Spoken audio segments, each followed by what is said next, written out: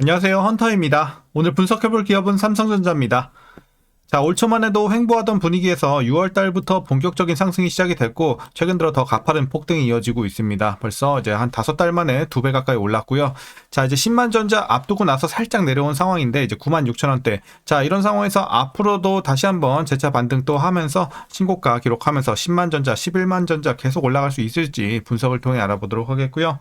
자, 이제 보유자분들 대응이 중요하겠죠. 특히 목표가 설정부터 익절 전략, 그리고 투자 기간 설정 이런 것들. 자, 그리고 물려 계신 분들은 없는 구간이니까 말씀드릴 건 없겠고, 이제 신규 진입 관점까지 다양한 투자 전략도 함께 알아보도록 하겠습니다. 자, 이어서 수급 상황 살펴보도록 하겠습니다. 한 달 기준으로 개인이 팔았고요. 외국인과 기관이 샀습니다. 특히나 이제 외국인이 굉장히 좀 크게 들어오면서 최근에 상승 분위기를 이끌었다 이렇게 보여지고 있고요. 자, 개인은 계속해서 차익 실현 나가고 있는 최근의 상황입니다. 자, 이어서 신용 잔고율 보시겠습니다. 최근에 0.23% 양호하고요. 과거 대비 이제 거의 비슷한 수준입니다. 굉장히 안정적입니다. 자, 이어서 공매도 살펴보겠습니다. 최근에 비율도 괜찮죠. 비중이 한 5% 안쪽으로 굉장히 낮은 비중 보여지고 있고, 대차 잔고 보시게 되면 이제 최근에 좀 올라오긴 했습니다만, 이제 매매 비중 자체가 늘어나고 있지 않은 상황에서의 뭐 큰 우리가 의미를 둘 만한 상승은 아니다 이렇게 보여지고 있기 때문에 공매도 관련해서는 여전히 아직은 크게 걱정할 건 없는 상황입니다.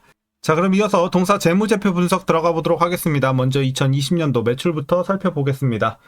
236조, 279조, 300조 돌파 이후에 눌리면서 250조대 하락, 그리고 작년에 이제 재차 반등하면서 300조 돌파 다시 합니다. 자, 그리고 올해 내년 꾸준하게 후년까지 상승 분위기 계속 이어지면서 320조, 60조, 90조까지 올라갈 것으로 보여지고 있습니다. 좋아 보이는 최근의 흐름이고요.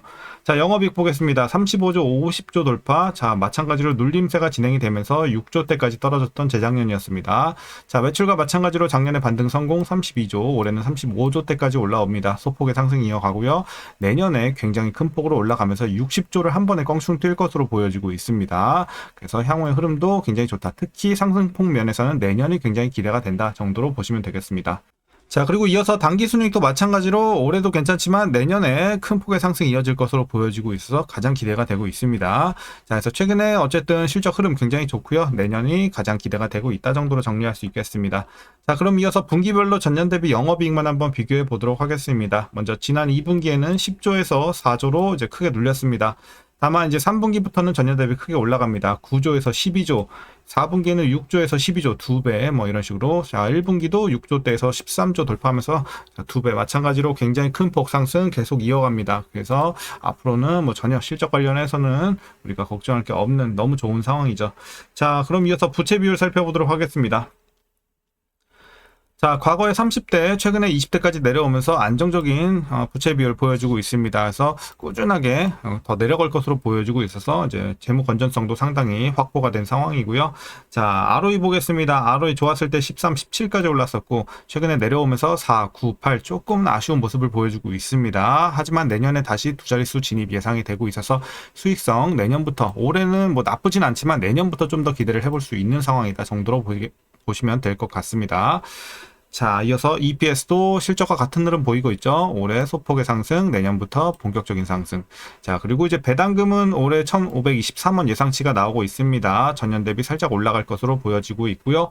만일 이대로 배당을 하게 된다면 현재 주가 기준으로 계산했을 때 배당 수익률은 약 1.57% 기대해 볼 수 있겠고요. 삼성전자 우 같은 경우는 1.99%, 거의 2% 보시면 될 것 같아요. 그래서 배당도 소소하게 좀 챙겨갑니다. 자, 이제 마지막으로 현재 PER 19.39배, PBR은 1.6배 나오고 있고요. 자, 현재 주가 밸류에이션 상황은요. 자, 지금은 적정 주가 근처까지 올라왔다고 판단하고 있습니다. 이제 과거에는 계속 저평가라고 말씀드렸지만, 자, 이제는 저평가로 보기엔 조금 힘들어요. 이제는 적정 주가 근처까지 올라왔기 때문에 지금은 고평가도 저평가도 아닌, 자, 비싸지도 싸지도 않은 제가 받고 있는 구간이다 정도로 볼 수가 있겠습니다. 자, 그럼 이어서 동사 관련 이슈 한번 살펴보도록 하겠습니다. 자, 먼저 이제 3분기 잠정 실적에서 어닝스 서프라이즈를 기록을 하면서 상당히 또 호재로 작용을 했습니다. 매출은 전년 동기 대비 15% 증가, 영업이익은 더 큰 폭인 159% 증가하면서 컨센서스를 상회했다는 소식이었는데요.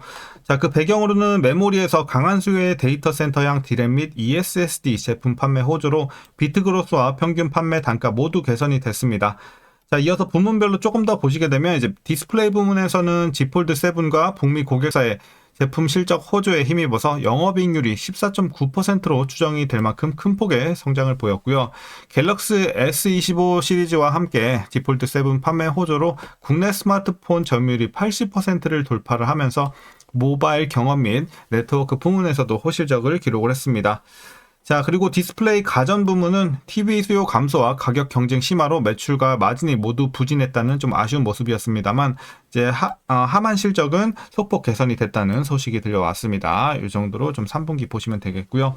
자, 이어서 업황 회복과 실적 개선이 맞물려 주가 상승세의 지속 가능성이 확대되고 있습니다.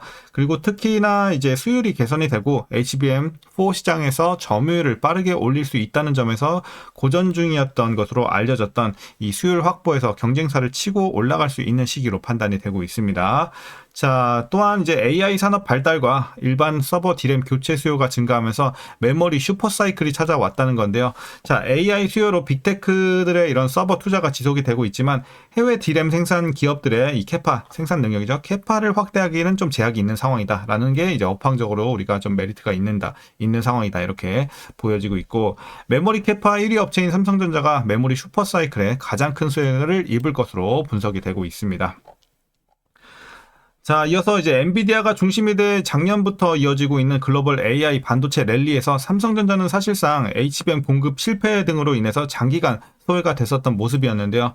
최근 HBM 부문에서 활로를 뚫은 데다가 이제 공급자 우위 시장 형성에 따른 디램, 낸드 등 레거시 반도체 부문 가격 상승세가 이윤 증대로 나타났습니다.